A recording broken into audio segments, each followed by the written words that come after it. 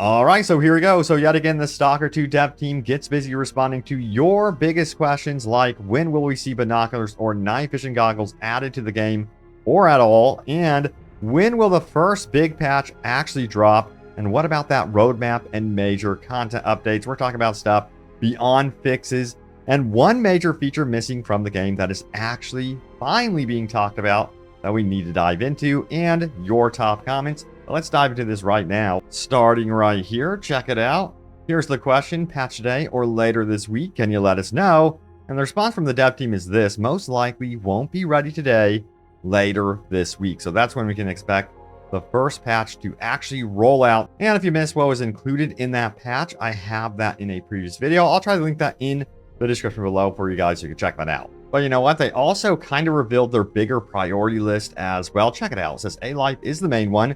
Others are still in discussion. Can't share exact details on what we are planning until we are 100% set on doing that. For example, some topics of discussions are mutant balance, day-night cycle, and economy balance. I think that's like one of the first time we've heard about economy. Now, also they say, but since we have clearly bugged things like A-Life, optimization, and quest issues, they have higher priority. In the meantime, we're looking at feedback on some more complex by design things and approach them cautiously without, overreacting, just so you know that we are aware of main suggestions from the community and not ignoring them. So yeah, I am very curious to see what they are going to be doing exactly with the economy. I have seen several complaints related to just losing tons of money just to weapon repairs and that sort of thing. But I throw it to you guys.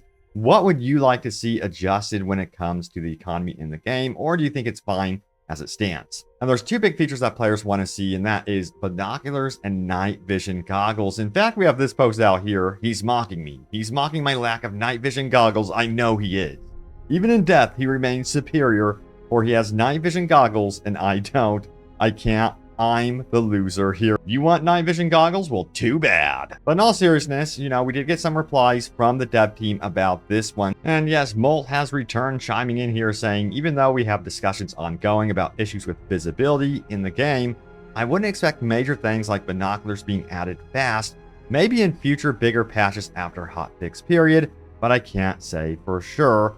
And he also had a similar response about night vision goggles as well out on the official Discord, clarifying that if anything did happen around binoculars or night vision goggles, that it would most likely end up in a major patch and not in these hot fixes that are currently rolling out. So I have some speculation around what's going to happen. I think they're going to have to fix the spawning of the AI and A-Life first, because using binoculars wouldn't make sense if you could zoom in on problematic issues like that. So I think we're going to fix that first and foremost, and potentially move on to things like binoculars. Now, night vision goggles, they don't require you to zoom in on things. So I think it would be cool if they could add those in sooner than later. And someone had a great idea out on Reddit. I can't find the post right now, but they said that you can actually still have survival mechanics with night vision goggles to make them not too OP. So you'd have to find batteries throughout the world and make sure that they're constantly charged with those new batteries. That sort of thing would be really cool to see. And of course, ahead of the binoculars and night vision goggles, I think we will be seeing some fixes and adjustments to the flashlight first and foremost. And the dev team was also asked about the difficulty, and more specifically, the bloodsuckers when it comes to Stalker difficulty. Check it out. So seriously, the bloodsucker shouldn't tank 7 buckshot shells to the chest on Stalker difficulty. Here's a response from Molt saying Mutants Balance is also on our watch list, just so you know. So they don't go on to say that they're going to be adjusting the difficulty itself. It's going to be a fine-tuning of course, I believe, mutant health pools and that sort of thing in upcoming patches. But there's also a really infuriating bug happening in the game too, and they were asked about it. Is there any word on fixing the Zalisa quest bug? Seems very prevalent and game breaking. The response was, yeah, we are getting fixes ready for this for the first hot fix patch. So that is something that is absolutely on their immediate priority right now. And I know you guys are desperate for updates when it comes to controller fixes, specifically the dead zone issues. Check it out. It says, is there a reason the dead zones aren't in the first patch? Here's a response. We are testing the fix. Can't be 100% sure it will be ready for the first hot fix at the moment of posting the update. I guess that was the hope. but they are working on it. That's the most important thing to know. And it looks like they really do want to get it into one of these more immediate hot fixes. If it doesn't come out in the first one, it sounds like it would, you know, if I can speculate here, at least come out in the next hot fix, and they're going to be rolling these out very quickly. And clearly the dev team is very much focused up on quality of life improvements and those patch updates and the hot fixes, but what about new content? Right now I'm currently really enjoying the game and not thinking about new content, but eventually we will be working our way to that. And the next question definitely ties into what we're talking about right now. Will there be major content updates in the future that impact gameplay, skinning, joining factions, etc.? They responded saying we are going to be sharing our roadmap somewhere around December. But when it comes to new content, you know, new weapons would be very cool to see. But also I've seen a lot of comments saying that, hey, you guys would like to see some features borrowed from Anomaly and Gamma. Let me know if that's the case or not. Or do you think that they should just keep going with what they currently have and not make the game overly complicated? But yeah, there's so many people that really appreciate Anomaly and Gamma, and maybe, just maybe, the dev team will look into that and perhaps borrow features from those mods. And part of the community keeps calling out the dev team about why are they not including A-Life updates more immediately in these hot fixes. And the response is this: it only means that we want to publish what is ready while our AI team is cooking A-Life changes. So as they are rolling out the most immediate, I suppose you would say, easier fixes, they are currently in the background working on A-Life. It just seems to me that fixing this A-Life issue is going to be a little bit bigger of an undertaking, and it's going to take time. But there's features that you guys want to see updated or added to the game that GSC has not talked about. So we got to dive into this. Check it out. Please, GSC, I want to see more of my stash. I have no idea why it's not like this in the first place, but the majority of you just agree by default that that should be extended down.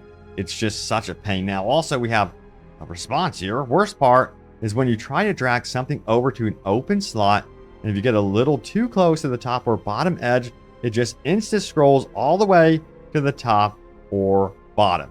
A lot of fine tuning needs to go into inventory management. It can be sometimes a literal pain in the butt to manage. Also, GSC, please, in a future update, either extend the daytime in the day-night cycle or give us more places to pass time quickly. This is the best looking game I've played, but it feels like I spend most of my time feeling my way around with the flashlight.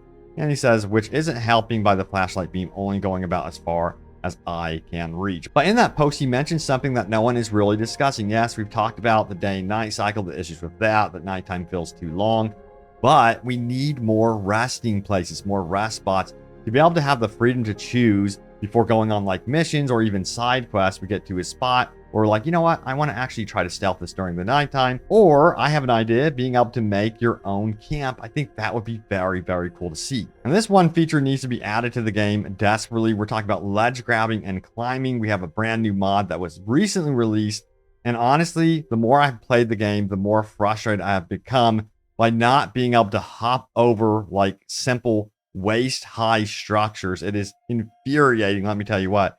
So I'm hoping the dev team notices this sort of thing and actually reaches out to these modders and say, hey, you know what? We're going to put you under contract for a couple months to help us produce some really cool features. I really wish that the dev team would do something like that, because then they could start rolling out features a lot quicker. And kudos to the mod teams for creating this right here. Unlimited carry weight and no weapon durability loss mods.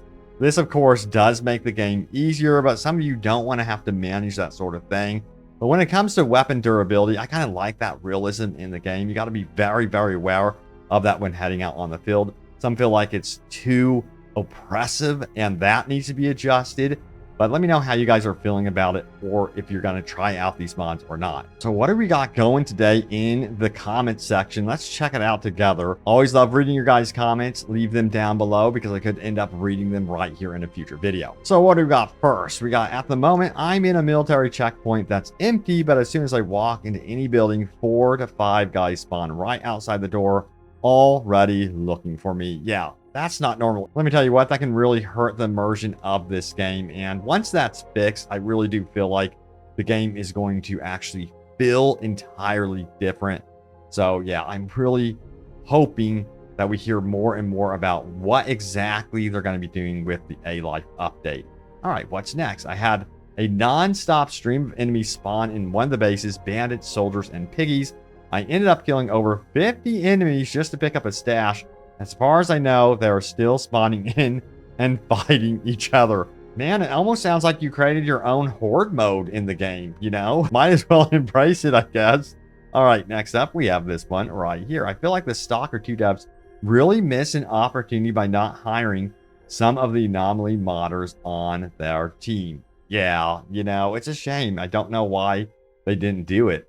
And we have A-Life 2.0 is not going to be a quick fix. It's such an all-encompassing system that is going to take some time. The big question is, how much time and how patient are you guys? So that's my question for you next, is how long are you willing to wait for the A-Life 2.0 fix? Is it going to be like 2 months, 6 months? How long can you wait for that to be fixed? Big question there. And we have, I was a bit disappointed in the lack of Eastern European accents from NPCs. You know, I've also heard that this game is best experienced by turning on the Ukrainian dialect and just foregoing English altogether. And I guess it just makes it feel a lot more authentic and realistic. I might give it a try because, you know, I watched, what was it called? Shogun. And a lot of that show ended up being in, you know, Japanese. And that's one of the reasons why I love the show. It felt so real, so authentic and genuine. So, hey, I might try it. And we got a comment about the faction system. Check it out. I'm 40 hours into the game and the faction system is being the way it is just why? Give me a tab. Let me read how things are, how people perceive me through my actions. What happens if I execute 3 wardens in the middle of nowhere because I mistook them for bandits? Also, I missed the mini portraits of every NPC with their names, faction, reputation, and rank.